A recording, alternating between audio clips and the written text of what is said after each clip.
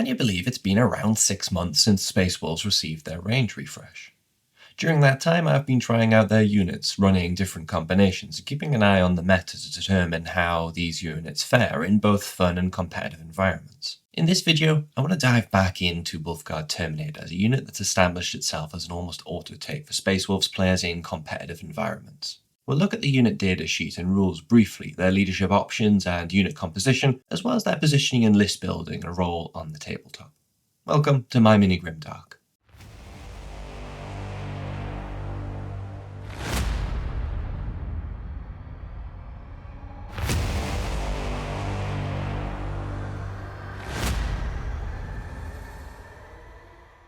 Here's our Wolf Guard Terminator datasheet then. In general, you get a Terminator with some extra movement. Slower than other Space Wolves units with lower OC than most, but durable with higher toughness and a better save, backed up by a 4+ invulnerable save.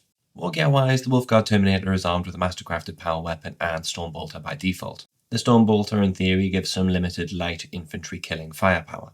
You'll be looking to get into short range to activate Rapid Fire 1 if you're going to go in this direction, since the lack of AP and damage makes the Stormbolter very modest at best. The power weapons are solid in melee, 4 attacks per model, strength 5, AP -2 and damage 2. A unit of Wolf Guard Terminators can punish medium to tougher infantry in close quarters. 1 Wolf Guard Terminator for every 5 models in the unit can sub this combination for an Assault Cannon and Power Fist.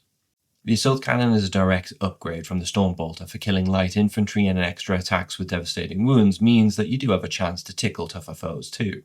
The Power Fist is 1 fewer attacks than the mastercrafted power weapon, but with a higher strength it gives you a melee weapon that can hit up against bigger bads. After that, any number of models can swap their Stormbolter mastercrafted power weapon combo for a Storm Shield mastercrafted power weapon combo instead. This grants each model an extra wound instead of their ranged output.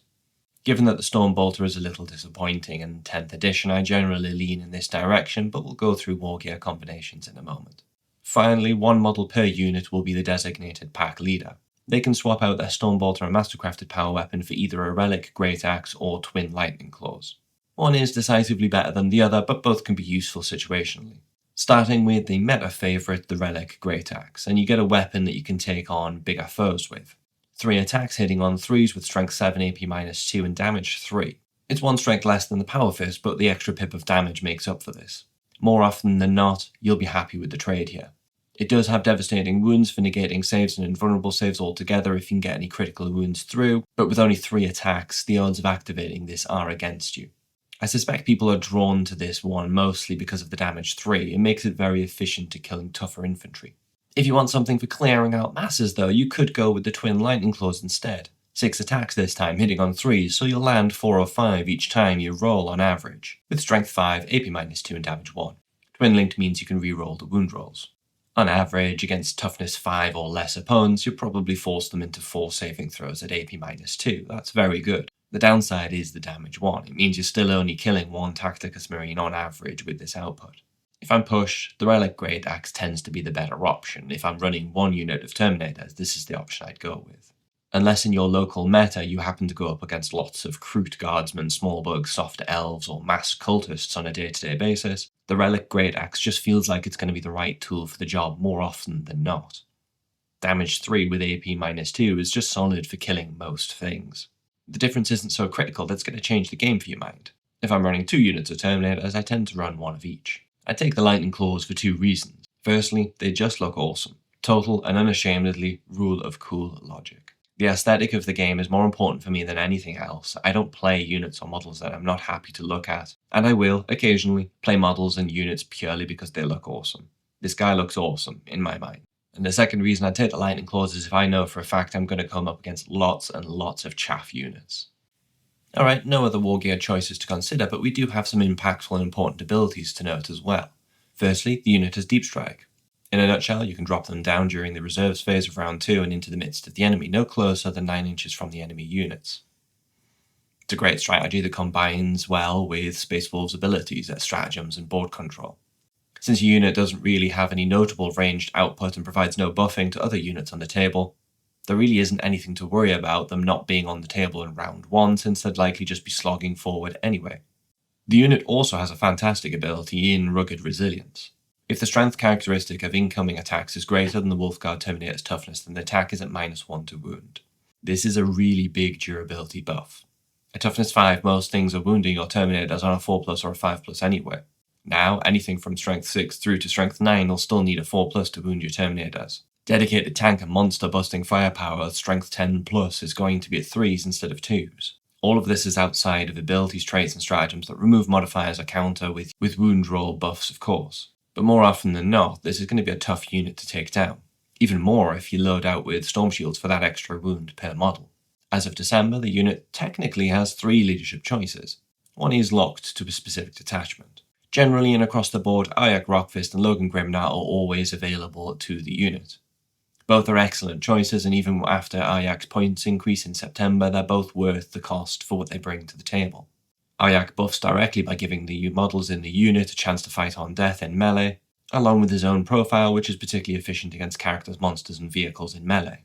Logan doesn't directly buff the unit, but his CP tax aura is very useful around Terminators. It's not too presumptuous of me to assume that my opponent is going to be spending CP to help them kill or survive my Wolf Guard Terminators, especially when you consider that Terminators will generally be sitting in the midboard fighting for that central objective and holding ground for you. Logan makes it harder with his ability, taxing your opponent's CP spend further. He also brings a strong melee profile to the unit, allowing them to go toe-to-toe with opposition elite infantry.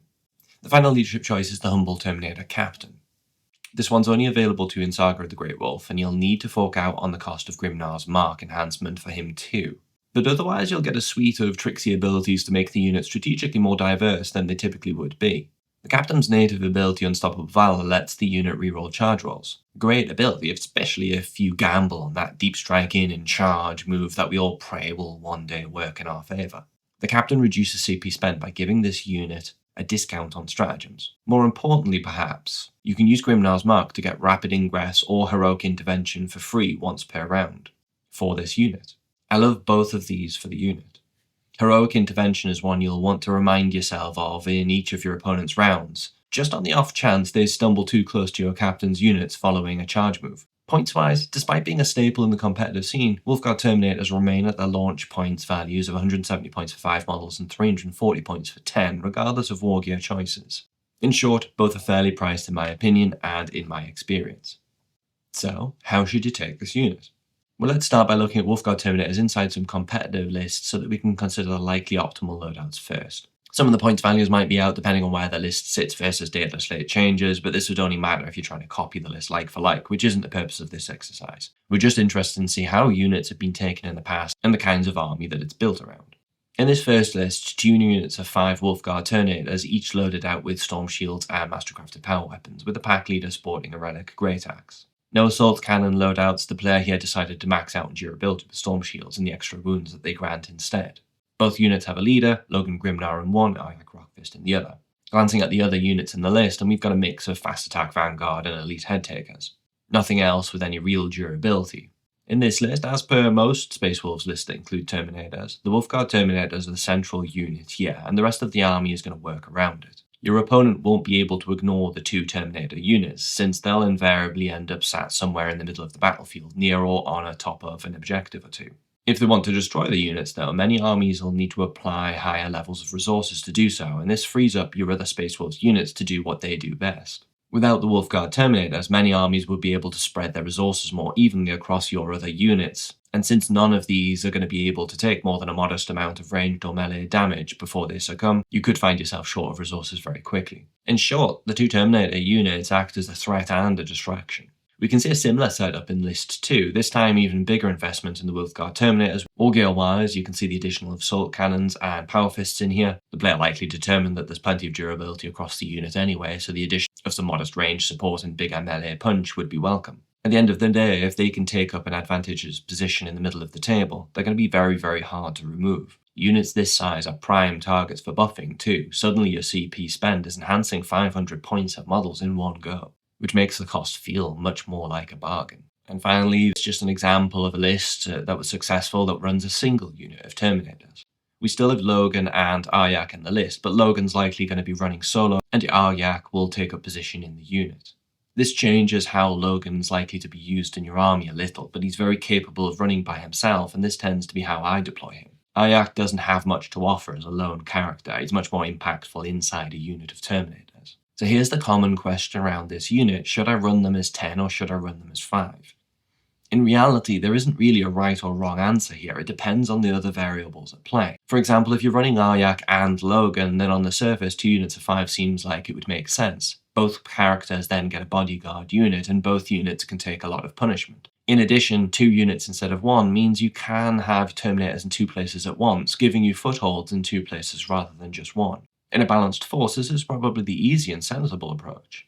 The thing is, easy and sensible aren't always most impactful in game. For instance, my armies are generally very infantry heavy. I like lots of bodies coordinating across the table to take an overwhelmed territory. Having one big unit of Terminators just squatting in the mid-board makes my opponent's life really hard in this situation. As before, they can either target my infantry and thin the herd, leaving my ponderous Wolf Guard Terminator to own the mid-table, or alternatively, they can split resources and very likely struggle to get through either numbers or tough hides. If they focus the necessary resources on my Wolf Guard Terminators, the rest of the force is going to have the space to play the exchange game that I want to play. And Bloodclaws, Wolfen, and Head Takers will tear things up if they live long enough to do so. I could spend a CP to buff this unit really easily, giving an absurd reactive move to dodge a unit I don't want to engage or block a movement lane.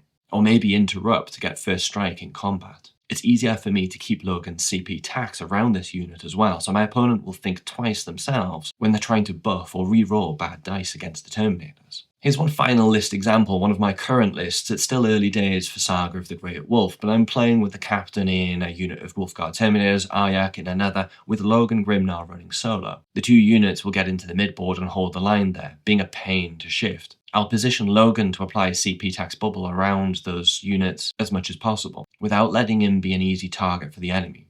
He's not massively durable when you run him by himself, so you'll be using him more as a utility piece than a damage dealer for much of the game against most armies. The Wolf Guard Terminator units are then central in my strategy. I might deep strike both units in. One unit could drop on round 1 through Logan's native ability. The Captain's unit could even rapid ingress in for free if this makes sense. Against a slower army with bigger guns, I might even hold back to round 2 or round 3, depending on the needs for more durable bodies. With Logan on the battlefield, deep striking gives you options far above restrictions. Deep striking also means in the early game you've got fewer units to try and tuck behind terrain. I've put together a very high level and generalized table for your consideration. If you're torn between 5 model or 10 mount units of Terminators, this might help. There are many more variables for you to consider, but for me, this feels like a good starting point. For instance, in 1000 point games, don't overcommit to Terminators in my mind. You'll struggle to get the necessary resources into the rest of your list, and even if your force might feel elite, you'll quickly feel humbled when you come up against a true elite force like Custodes, for example, and don't have the tools to outmaneuver them. In 2000 points, you can go with 2 units if you have both Logan and Arjac, and if you want Logan to be a damage dealer. Go 1 big unit if you're only taking 1 leader, or you're happy for Logan to be playing more of a utility role in the game. If your local meta is primarily horde armies, multiple units will generally serve you better than 1 big one. If your local meta is primarily elite armies, titans, tanks, or big bugs, at least 1 10-strong unit might be beneficial with the Arjac in as a distraction and a genuine threat in melee. In Crusade, or when playing newer players, always a 5-man unit in my opinion. 10 feels oppressive in this format, even if it's fun. Remember, this is from my experience based on how I play my army, and I've had a lot of success doing it this way, by the way. But it's hardly a statement of fact. It's for you to try some different combinations and considerations and see what works best for you and your army composition. In the right army for the right player, the 10 strong will be dominant. For the next right player in a different list played a different way, the 5 strong will be the only choice for them. Take inspiration to try things for yourself from the content in this video and the comments below, proclaiming to have the answers, but approach it objectively with your own open mind. Oh, and a final note on unit composition. Rule of cool personal preference trumps all of this in my opinion. If you just want to run a unit 10 strong because you think they look great strutting up the table and it's thematic for the bravado of your army, do it. As for the kit, if you haven't experienced it yet yourself, you'll get 5 bodies to build how you like. For your first kit, you'll likely choose between Storm Shields and Storm Bolters as your primary option and whether to equip a model with an Assault Cannon, as well as your Pack Leader's loadout. Your second kit will then be the tricky one, since you're going to be deciding as to whether or not you're building a unit of 10, or if you're building a second unit of 5. At the end of the day, if you're going with a second unit of 5, you want a second Pack Leader. Assuming you can't get a hold of a spare Terminate body and legs, which is literally all you'd need by the way, since you're going to have enough spare parts otherwise, but assuming not, You could magnetize the arms. You probably need to leave the wolf pelt shawl thing off in order to do this, I suspect, because of the way it fits over the shoulder pads. But otherwise, if you've got experience with magnets, this could be a viable approach, and then one model could have the pack leader arms or standard arms popped on, depending on the list that you're playing. If you happen to want a unit of Bloodclaw's Wolf and a battle leader for your collection too, the Combat Patrol is a great place to pick up your Wolf Guard Terminators as well, of course. The discount for this box set essentially means you're getting the battle leader for free versus buying the kits individually. The sprues you get in the Combat Patrol are full and complete as per for the individual kit, so again you'll be able to kit them out how you like. Regardless, these are some of Games Workshop's finest sculpts from last year, in my opinion. Loads of options, dynamic poses, pretty much a joy to have in your collection.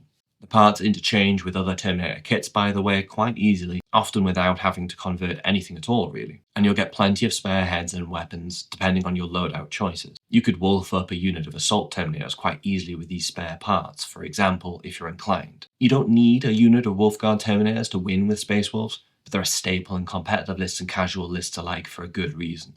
Aside from looking great, they're a strong melee unit that brings rare durability to an otherwise often fragile faction. For me, the only obvious consideration for you for the loadout options is that Storm Shields do tend to be a much better choice than the Storm Bolters, unfortunately. After that, the unit can work equally strong as a 5-man or a 10-man unit, depending on the army that you build around them. So, what are your loadout and unit composition preferences? How do you mix and match your units with leaders? Thanks for watching, keep hobbying.